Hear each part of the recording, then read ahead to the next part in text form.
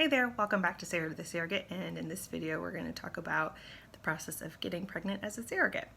So most fertility clinics these days do not do traditional surrogacies, and that is where the woman uses her own egg and gets pregnant with another couple's sperm, and then of course, you are both the biological genetic carrier mother of this baby, and then but you relinquish the baby at birth. And that's because, honestly, there's been a lot of lawsuits and issues regarding this where some surrogates have gone back and said, I can't give up this baby anymore. Even if they went into it with a signed contract, most states and laws are going to respect the biological mother. So most fertility clinics that I'm aware of don't do traditional surrogacy anymore. You have to do use a gestational carrier, meaning either if it's a straight couple and the mom is able to produce her own eggs using the mother's eggs and then implanting the fertilized eggs in the surrogate, or if it's, if you don't have your own eggs, then you use, of course, an egg donor. And so, of course, I never even offered to be a traditional surrogate because, again, I didn't want to somehow get down that road of like, well, what if she were to keep the baby? And I just didn't want any of that for myself or the parents, because I wanted to be perfectly clear. This is not my kid. I don't want this kid. It is their kid. The whole purpose of this is for them to walk away with a baby at the end of the day. So for the, of course, gestational surrogate, they picked an egg donor through an egg bank that the fertility clinic used, and again, I didn't have any process in that. I didn't help them. I didn't look at anything with them. That was completely up to the parents, as it should be. This is their offspring. And that's, again, I imagine a very big decision, like, oh, who else's genetics do we want to combine with to make a baby? I just can't even imagine trying to pick. So they picked out their egg donor. And then once we got, through all the steps of the surrogacy process, meaning the fertility clinic, approving me as a surrogate, the psychiatrist, the lawyer, and the contract, once all of those things were done and in place, then we were able to move forward with, I got on birth control, and this helps to regulate my cycle, and that also then allows them to say, okay, we're going to pull you off the birth control and then start you on the medications, and it gives them a little bit more control over the whole pregnancy cycle. So they put you on birth control, at least this clinic put me on birth control. And then at a certain point I was told, okay, you need to come in for an ultrasound, make sure that everything looks good. We want your uterine lining a certain way. And then they check your hormone levels to make sure that it's where they need it to be before they start a fertility cycle. So once that was all deemed where it needed to be, then I started hormones, oral hormones. And then once I started the oral hormones, I still actually can, maintain that with the birth control for a certain number of days. So I had a very strict medication regimen that they gave me, like a step-by-step, day-by-day. Here's what you're going to start this day. Here's what you're going to do this day, every single day. And then along the way, of course, I had to do more ultrasounds and more lab work so that, they could monitor was my body responding the way they needed it to. So as that process went along, I, of course, responded really well to the medications and everything looked great. So then we moved forward with the thawing the eggs that the parents had picked, fertilizing the eggs with the dad, his genetics, and then watching those eggs, or now embryos, developing, zygotes, I guess. And so they watch those for a couple of days. There are 2 ways that they implant fertilized eggs. That's either on day 3 or day 5.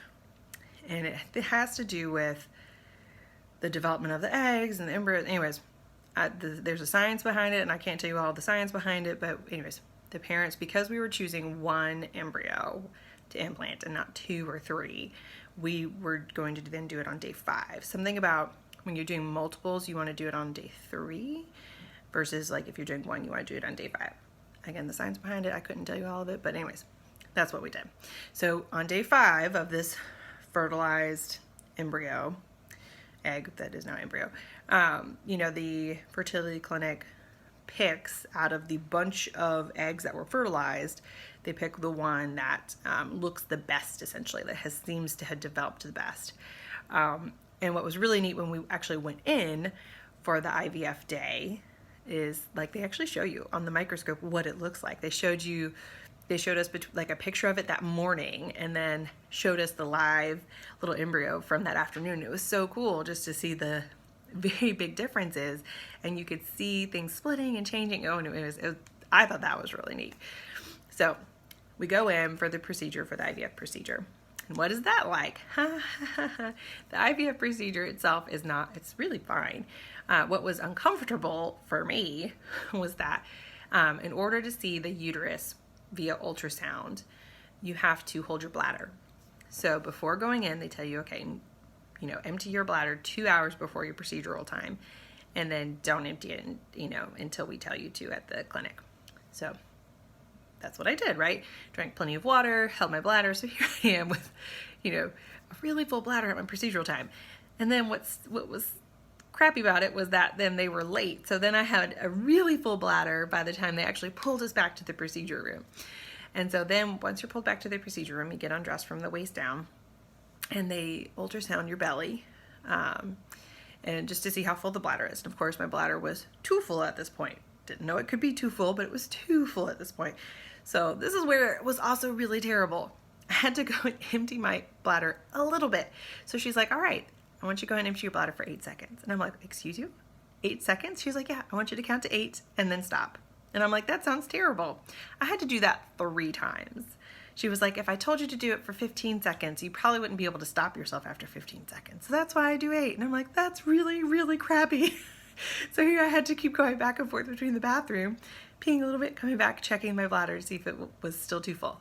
Peeing a little bit, coming back, still too full. Peeing a little bit, okay, now it's acceptable. Oh my gosh, it was awful. So that was uncomfortable. At that point, the doctor comes in, we talk a little bit. Of course, I've signed like 1 million consent forms at this point, and the boys have signed things. I don't know. Anyway, lots of paperwork, of course. And then they bring in, literally, it's an incubator with the little embryo in it, cooking, and then they show us the pictures and the embryo. And then, of course, I have to get my feet up in the stirrup, and I'm still, the boys are up here. They're in North America. They're not looking at South America. And so they're hanging out up there. I've got a sheet draped over me, so nothing's really being seen except by the doctor. And of course, they have to use a speculum to, get in there and see my cervix. This was also an uncomfortable point because not only do I have the speculum, but then they're using the ultrasound machine to make sure that the doctor's going in the right place in my uterus, right? And so, like, having my bladder squished on either end was what was really uncomfortable. The actual catheter going in my cervix was nothing. It's so tiny and so flexible, really, that like I didn't even notice it. And I'm the type of person, I'm really sensitive to like cervical exams. Like I want to punch a person in the face when they like touch my cervix. This did not bother me at all. So the whole time, of course, there's a big TV screen behind, for us to see what's going on. And then she has her screen so that the doctor can see what's going on. And so you can see on the TV screen of the ultrasound, the catheter go in, and then this like little poof of fluid go out. You can't see the embryo itself because it's too tiny, right? But, then they pull the catheter out. I have to stay in my stirrups with the speculum and the ultrasound. And they check the catheter to make sure that the embryo has actually come off of it. So they check it under the microscope. And thankfully it was gone. So it was in my uterus at this point. So then they take everything out and then voila, done. That's it. So that procedure in and of itself was just a matter of minutes, right? That didn't take long at all. So all this prep work for like a 15-minute procedure, it's kind of insane. And then I had some rules that I had to follow with just like minimal activity, no heavy lifting, pushing or pulling. Obviously at this point there's 0 intercourse. There's also 0 orgasm. So even if you were thinking about doing other things to maintain intimacy with your partner, can't do that for me at least. You didn't realize that was a thing? Yeah, they don't want your uterus to contract, and when you have an orgasm, your uterus can contract because it can cause the embryo to go up into a fallopian tube and you could have an ectopic pregnancy. So, no orgasms for the lady. And then I had to maintain the hormone regimen until it was time to go in and check to see if I had a positive pregnancy. Which, let's be honest, I started taking pee sticks way before that day. And the, first day that they popped up positive, I sent the picture to the dads and they didn't think it was positive. And I'm like, excuse you? Who's the one who's like done this a million times already? That's a positive pregnancy test. They legit thought it was negative. And I'm like, no, that's what it's supposed to look like. So the next day, I had the regular like test strips where you see the 2 lines, right? He was like, I don't see it. And I'm like, you're full of shit. It's right there. And so the next day I was like, all right, I'm going to pee on a digital stick. I'll show you. And sure enough, it comes up and it says pregnant, right? Send that to them. Oh, that's not positive. It literally says pregnant. What more do you want? It says pregnant. How much more pregnant can I be? And he was like, no. It was someone else who had to be like, no, sweetie, she's pregnant. For him to be like, I'm sorry, I just didn't want to get my hopes up. And it was really cute, but it's like, I'm pregnant. Don't try to go back on this because I'm not taking this baby home. Remember, that was the deal. This is yours. Anyways, and so then, of course, I went in for the official lab work for the HCG. And they're looking for a certain hormone level with the HCG. And then that comes back positive. And then they have you come in again within 48 hours to check to see if it's doubled. Because within 48 hours or after 48 hours, your HCG should double. And that shows you that things are developing the way they should. And then they, check a bunch of other stuff like your thyroid and your progesterone and just all these hormones that can affect a pregnancy. And then, of course, after those positive pregnancy tests, then they schedule an ultrasound at like 5-6 weeks to make sure that it's stayed within the uterus because they, again, sometimes can go up into the fallopian tube, and then that it's developing the way they should. At 6 weeks on an ultrasound, you should be able to see the flickering of a heartbeat. So for me, we went in a little early because that's when they scheduled us, and you couldn't see the heartbeat yet because it was too early. So we had a couple extra ultrasounds in that very beginning phase. One at like 5.5 weeks, and then another one at 6.5 weeks, and then another one at like, was it like 8.5 or 9 weeks or something like that? I don't know. We had like several ultrasounds in the beginning, and they all looked great. And obviously now I'm 16 weeks, and baby's cooking in there, cooking and flipping and turning, and whoo. I'll say like, after you've had a pregnancy or two, you can kind of discern early movements. And I'm like, man, this is like a pretty active baby. And I'm like, this is, like, oh man, this is going to be like a little gymnast. Get us in there, like flipping and turning, and I can like feel it all the time. And I'm like, boys, have a conversation with your baby about how we don't destroy apartments when we're renting. I literally said this to them. And you especially need to tell this little baby that when you are moving out of your apartment that you've been renting, you need to tell them, the baby, that you don't destroy the apartment on the way out.